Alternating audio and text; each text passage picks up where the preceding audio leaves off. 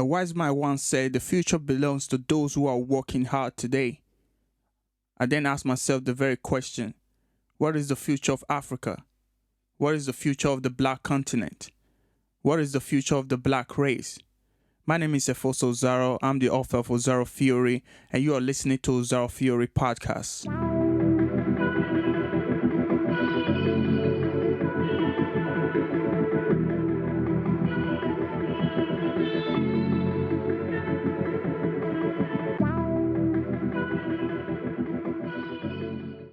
Hello, everybody. Welcome back to Osaro Theory Podcast. My name is Efosa, and yes, this is the beginning of another season of this podcast. Like I told you guys before, I promised last time that in this coming season or the second half of this podcast, I was planning to have a guest on this show, and just because I wanted more dynamic in the subject matters, and I wanted someone that can contribute psychologically and emotionally to the show. So I wanted someone that I could communicate with in terms of asking those critical questions that this podcast is all about, like the future of Africa.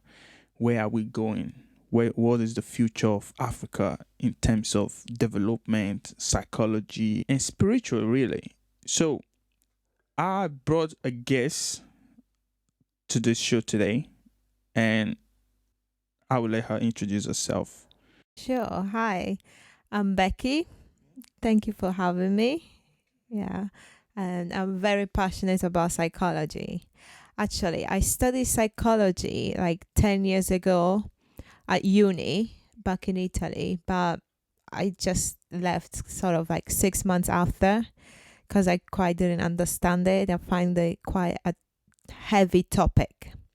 So I just left it back then. And then a year ago, I had this passion again because I work with people as a dental nurse. So I always have this passion to understand people and to see what goes through their mind and how they behave the way they behave. So that's why I'm quite interested about African psychology and how it will impact our everyday life and the future of Africa. So thank you for having me. You're welcome. Thank you. Thanks for that quick introduction. You said you study psychology. Mm-hmm. Yeah, and is there a way we can differentiate African psychology?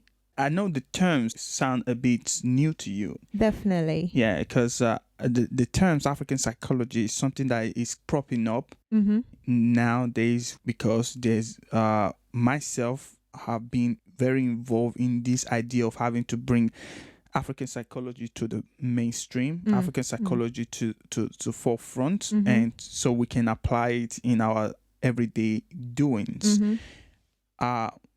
I don't know if that's something that you be following for quite some time now, or when you heard the terms African psychology, Mm-hmm. What comes to your mind? Yeah. At the moment, it's quite a big topic. And I think there hasn't been any psychologist from Africa or even mainstream Western psychology to actually pinpoint exactly what makes Africans special in psychology.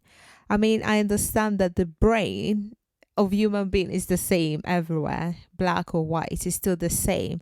But one thing that we have to highlight is that behavior differ from different people.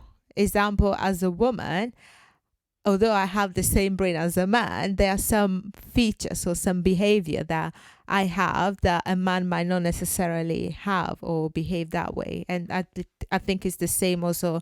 Men have certain characteristics that they have that women don't necessarily have. So I think that's how my understanding of African psychology, that they kind of want to put out there that there's some differences in behavior and blacks compared to white. And I think that's also what comes out from your book, The Osaro Theory. Yeah. So yeah. I think that was the key point I was trying to highlight in my book, that, like you said perfectly, that yes, the brain is the same. Black, white, Asian is the same. But there are variations in behavior. And this little variation in genetics also contributes, it makes a big impact when it comes to behavior. And that's what I was trying to put across in the Osaro theory, that hey, maybe the little differences that we see in blacks, white, and Asian can contribute to understanding black, white, and Asians in behavior. To see how these little differences also can contribute to the behavioral differences between blacks, white, and Asian. So that's what Osaro theory really was. It just was a paper, was a theory, like all theory, unless have to be proven. Like I said, this was a hypothesis I created in order to understand the African behavior as separate from other behavior. So I believe that if we can pinpoint and understand the African behavior fully, we can then come up with a way to understand why these behavior are what they are and where they come from. And I think that kind of opened the door to African psychology, even though it's a term that maybe it might be overused or in a way that hasn't been contributing to the psychology community.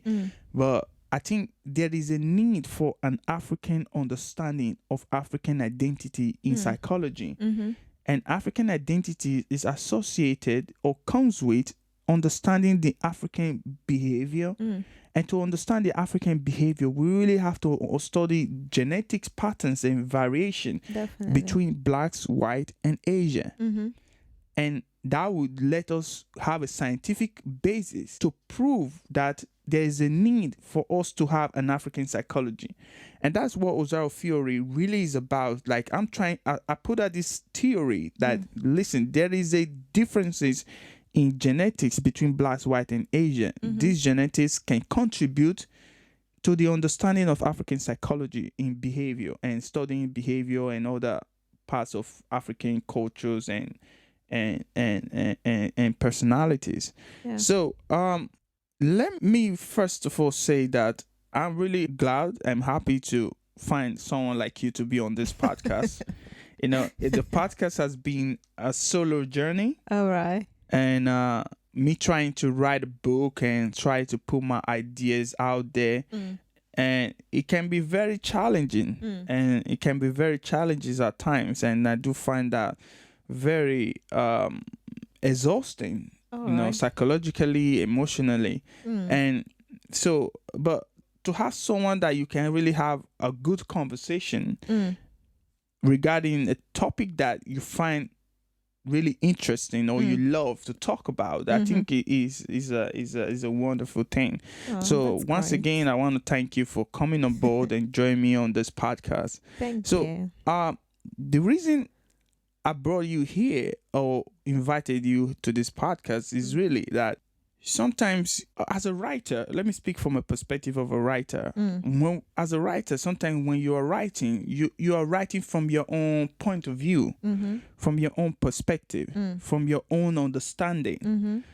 And as a writer, sometimes we can get consumed within our perception of what we're trying to convey.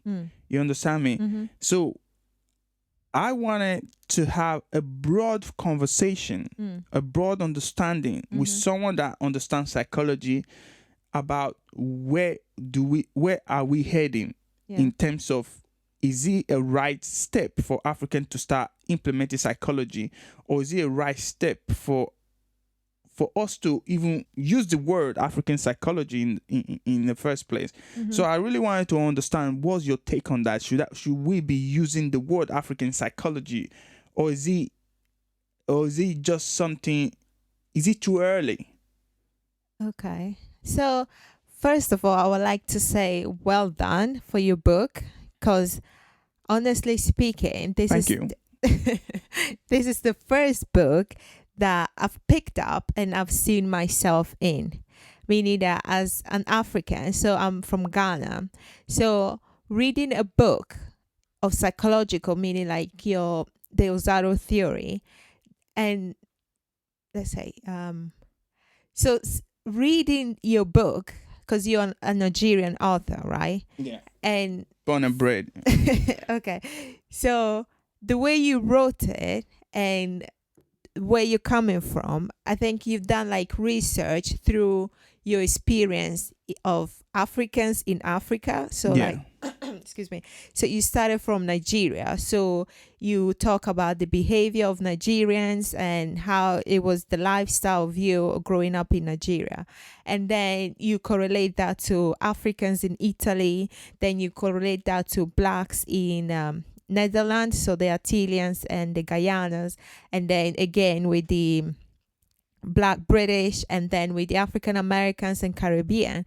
And I think this is the first book where an African born in, let's say, for Jamaica can see himself in it. Yeah. Does that make sense? Yeah. So like as an African Ghanaian, although I'm from Ghana, never been to Nigeria, I can still see myself in the book. So this book kind of bring out the other side of Africa, or the other side of Black people that no one has ever tapped into, no one has ever talked about, and actually makes us realize that we are actually more similar than different. Yeah. So now I can see myself in an African American, or in a Black British, or a Black born in Jamaica, meaning that we are all the same. Because if you see the behavior, like how you describe it across the globe, we all Black people have certain traits that other races might not have necessarily. So that's why I think you've done a really good job, like to take your time and take your life, and through your life experience to also record all these patterns and these traits. It makes every Black person, I think, relatable to somehow, somewhere, or someone. Yeah. You know? Yeah, I think that was well said, because that was my main focus on the book. I was trying to understand why the behavior of African slightly differs from that of European and Asian. Mm-hmm. The more I do research and the more I start to discover that, oh wow, African is not just African, including the African Americans and the Caribbean, the Haiti.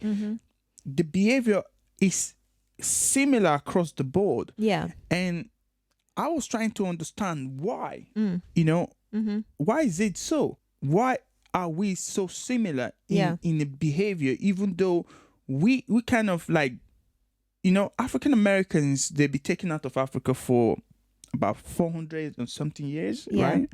So we are looking at third or fourth generation, right? Yeah. And the slave that were taken out of Africa to Brazil or Caribbeans, I think that happens about 400 and something years ago. Yeah. And we're still looking at fourth generation. Yeah. But regardless of what I said, all the time, the African behavior still remain there. Yeah. The African behavior still remain there. So I was trying, as a researcher and as a writer, I was trying to understand why. Yeah. Why is the African behavior still there? And I was looking at it from a very cultural perspective. Like maybe it's due to the cultural similarities between Africans, Caribbeans, and African Americans and Africans in Africa. But I quickly brushed that away, because the more I carry out my research, the more I found out that cultures has no relevancy in the psychological aspect of the identity of African or the behavioral traits of African. Yeah. And the more I started to dig in, and the more I found that we were just similar people, regardless of the cultural differences, because African American got different culture by now, since they've been taken out of Africa, same way as African the Jamaican got different cultures now, since they be removed from Africa, the Caribbeans and the Haiti, all those people. But the behavior of Africans still remain. Yeah. So I quickly brushed the cultural aspect away from my research and just focus on the psychological bit, which was more answering to my questions rather than the cultural or the other elements that involve. So the psychological bit was more catering to my question and giving me the answers to those questions I was seeking for. So that's why I started to dig deep and say, wait a minute, maybe Africans are just different kind of people. And how does these different kind of people differ from other races? And to start understanding their uniqueness and their abilities and their traits, it opened a Pandora box, and which made me believe that this could be another breakthrough if well understood by Africans, psychologists in Africa or across the globe. If well understood that this can be a breakthrough in science and also in psychology, so that we as Africans can understand what makes us us. Yeah. Because I think a lot of times we talk about us as if we don't know ourselves. And when we talk about what other people do to us, how we need to do something like, we need to wake up. We need, a lot of things that a lot of Africans say, I think on a superficial level, it seems like we are very passionate people. We are very passionate in things we do. We put a lot of our soul and our blood and tears into it. Yeah. We are very passionate. But at the same time, when you really take a critical approach towards understanding the African behavior, personality, and when you put that under a microscope, you see that Africans are people who are struggling to understand themselves. You see? And that's across the globe, not just in Africa. African American included. There are people who are struggling to understand themselves. And then I ask myself the question, like, why? How is that possible that we're struggling to understand ourselves? And what I come to realize is that there is a lack of psychology in Africa studies. We have had a lot of writers and historians that have written a lot of books about different things, but only few have really dive into the areas of psychology. And I think that part is what is missing in Africa, Africans' evolution at this present time in history. The evolution of African, the only thing that is missing, because we know about African history, we know about African culture, we know about African contribution to world history, but we don't have enough of work in the areas of psychology. Definitely. See, and I felt that was an element that was missing within an African studies. So I needed to dive into it and see if I can maybe steam up something that we can use. As an African, and that I tried to do in Osaro Theory, and hopefully that will lead to African psychology. Definitely. Yeah. And also as someone passionate about psychology, right? Speaking from my personal experience, and I feel like although let's say psychology might be holding back Africa because they never studied it, or maybe they never understand it, sometimes I also feel like that they find it challenging because they haven't got anything to think with, meaning like a theory on which to stand on to express themselves, or to come out like this is what. So I agree. Does that make sense? Yeah, it makes sense. I agree with you because when you see, psychology is not like every other subject. It's tough. It's a very tough subject because it requires a lot of discipline. Definitely.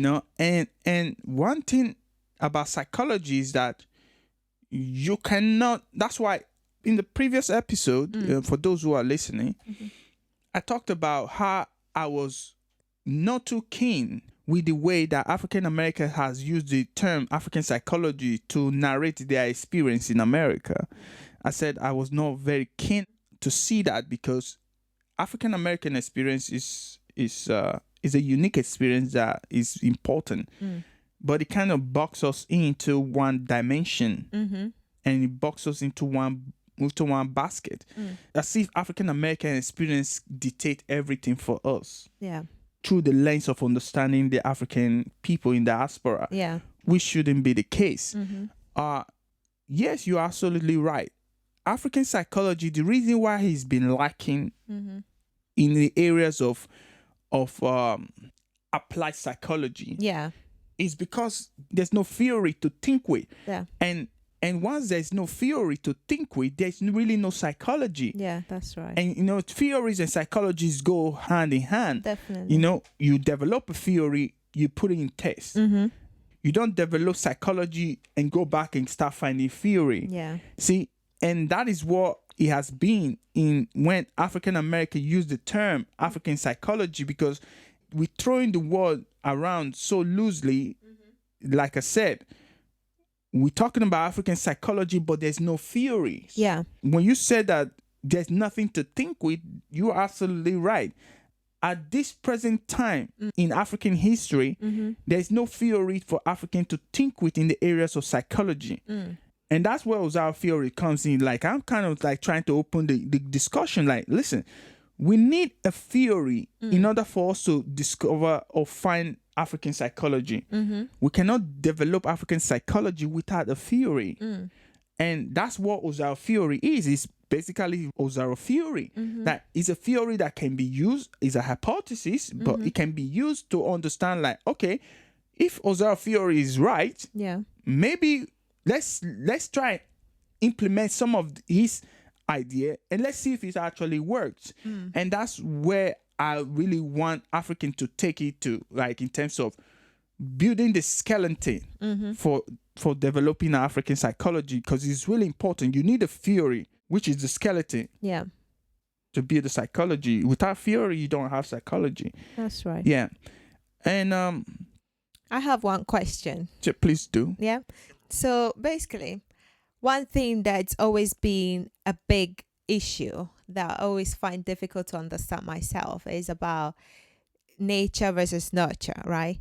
And basically, the way I understand it is like nature is about the genes that we inherit. So the way we are born, we cannot change.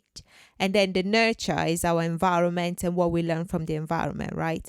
So from the theory that you've come up with, which is the emotional reservoir, will you say that emotional reservoir is like the nurture on which African psychology can be built on? So we can use the emotional reservoir theory or hypothesis as a backup on which we can build African psychology on top. Yeah. Is that what you mean? I think the whole idea of nature versus nurture, that's a very interesting topic in itself. I would really love to go into in depth in another episode, right? And have that conversation and really go in depth, you know, in the idea of nature and nurture. Yeah. Like you said, yes. You see, psychology is a disciplinary study. You know, like I said before, you need theories to have psychology. Without theory, there's no psychology. And when you look at Western psychology, it's full of theories and theories. Or until those theories are tested and they approved. Some theories never make it to the to the end of the race. Because Africa hasn't developed a theory, it has become very challenging for African to have a psychology, because first of all, you have to bring your theory on board and say, here's what I think, here's my theory, here's how you should apply it. So because it hasn't been, or nobody has written one, it has been very difficult. So yes, Osaro Theory is the nurturing of African people. African people by nature, they have their own behavior and personalities. So like a child or anybody who is born, natural behavior is what you see in every human being. The discipline in psychology is to ask the question, like, where does this natural behavior, where does it come from? You see? natural behavior of a dog is to bark. Mm-hmm. Mm-hmm. A natural behavior of a lion is to be a lion, Yeah. or a king of the jungle. Yeah. A natural behavior of a cat is to whatever. What does cat do? They meow, Meow. yeah, and scream. A natural behavior of a fish is to swim. Yeah. Is the psychology discipline for us to question, why does this fish swim the way it does? So meaning the environment. No. The general discipline of psychology is to question, like, why does this fish swim in the first place? All right. Why is it that the fish swim and dog doesn't swim? All right. So okay. the general discipline is just we question, like, why? Why? Okay. You see, the why, is the cause and effect. Yeah. Is the discipline that is required in psychology. Mm-hmm. And that ability for us to question that, why does a fish swim and dog can't? Mm-hmm. That is just a general discipline. And then from there, we start coming up with different hypotheses to kind of explain why fish swim and why dogs or lion doesn't swim. Yeah. So in that same, African psychology is a general discipline that African natural behavior we see in every human being. African is not different from European or Chinese in terms of natural behavior. Pretty much we're all the same. Yeah. But the genetic question is that, why is African black and whites are white and Chinese are white? That is a psychological question. And once we start to understand that, well, Africans are black due to these factors. Yeah. Then we understand that what causes these factors. All right. All right. And once we understand what causes those factors, and then we say, all right, what is, like I said, cause and effect. Once we understand the causes, then we start asking, what's the effect? So if African black due to A, B, C, and D, then what are the side effects of A, B, C, and D? All right. Okay. So Osaro theory is really opening the door for Africans to understand, like, hey, we are black because of where we evolved. Yeah. But here are some genetic effects that comes with being black. All right. Some are good, some they aren't. Yeah. And once we understand that, well, this discipline requires us to know both sides, the good side and the bad side of this genetic effect that comes with being black. Yeah. Then we can master it and try and understand it and then apply it accordingly. All right. Okay. Yeah. That makes sense. Yeah. Yeah. Yeah, is that understood? Yeah. So. Yeah. Well, psychology is a very, very mentally challenging, subject, and it takes a lot of discipline to kind of break down elements and try to explain them. It takes a lot of discipline and mental challenges as well. So, and that's what psychology is. And I hope that in the future, we're going to be having more of this interesting conversation when it comes to the areas of psychology, and particularly African psychology. African needs to develop African psychology. African cannot run a society, a civilization without psychology. This is my personal assessment that I've done on African countries and African people, that the continental failure of Africa and the cultural drawback of black community and black in diaspora, black globally, is due to psychology. And because they haven't taken the time to study or present a hypothesis or theory they can think with, they have been running a psychology without theory. So one thing, right? So will you say that, long story short, psychology is basically questioning why things happen And the way they are. Yeah. Yeah. So basically, will you say, like, in our environment, let's say in Africa, a psychologist's role is to question, why is it sunny? Why is it so it's about questioning. Always. Questioning. So then from the questioning, then you start to understand why things happen the way they are. That's correct. Is that correct? Yeah. Yeah, because I'm just thinking from the point of view of an African, or let's say someone in Africa that maybe might be interested in psychology, but now the discipline of psychology has become almost like a science.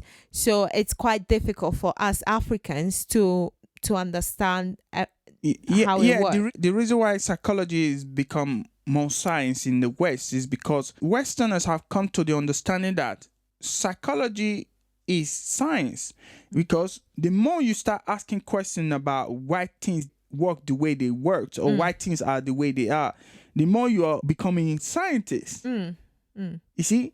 Because if you understand how things work or how things are put together or why things work the way they work, pretty much you are almost like a scientist. So psychology and science go the same way, because psychologists, once you start understanding human behavior, how the brain works, how human personality, human emotions and things of that, the cognition, how all this thing works. When you start understanding that, you're almost like a scientist. You understand me? Because you can predict any behavior. You understand me? When you also look at the mind mapping of artificial intelligence, it requires a lot of psychology, because if psychologists are not there to program a computer or to tell or advise the scientist who is programming the computer, like, here's how the human brain works, so that the computer works in the same similarities, So it requires psychology also in that aspect of science. Science and psychology, pretty much, they're like a man and woman,